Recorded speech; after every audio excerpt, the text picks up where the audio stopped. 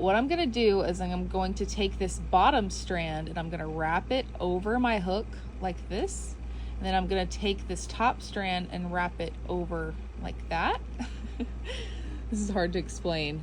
This is more of a visual tutorial than an explanation tutorial. I've actually made several videos about this before, and I normally don't talk in any of them. This is the first one that I'm actually going in depth with y'all. So I'm doing my best here to give y'all everything that I can. But after you have those 3 loops on your hook, you're just going to like basically make a slip stitch and pull through them like so. And you'll be repeating that through the whole strap. So I'll be able to show y'all multiple times. You'll take this bottom strand, wrap it over, and then take the top strand and wrap it over. And then we make our slip stitch.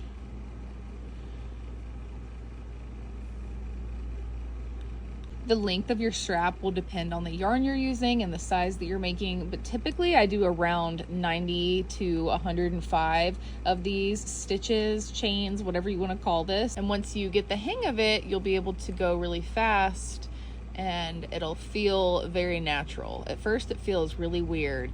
It's hard to get used to. I do prefer a 4mm.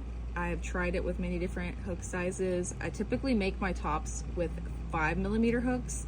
Some of my patterns I do use a 4, but I would say the majority are with a 5.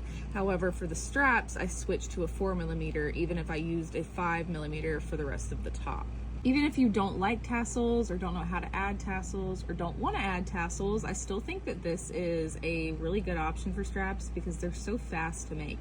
I feel like these work up so much faster than if you make a chain and then have to single crochet or slip stitch or half double crochet or whatever you decide to do down that chain. This just ends up being so much faster. The only time I don't use this technique is if I'm making a top that has thick straps, because some of my tops are more based around plus sizes and I feel like a thicker strap is needed sometimes for certain patterns and for certain people. I plan to show y'all how I make tassels on my beginner series for how to make crochet tops. So I won't be showing y'all in this video today, but I will show you how it looks when I tie it off and what it looks like with the tassel when they're done. I'm at the end of the strap here, so what I'm gonna do is I'm gonna pull out a loop about the length that I'm going to make my tassels. And I always make my tassels a little bit longer because when I tie them on, they shrink a little bit in length. So I'm gonna cut it off about around here. And then I'll fold it in half and cut this other side to the same length. If you do end up doing tassels, it should look something like this.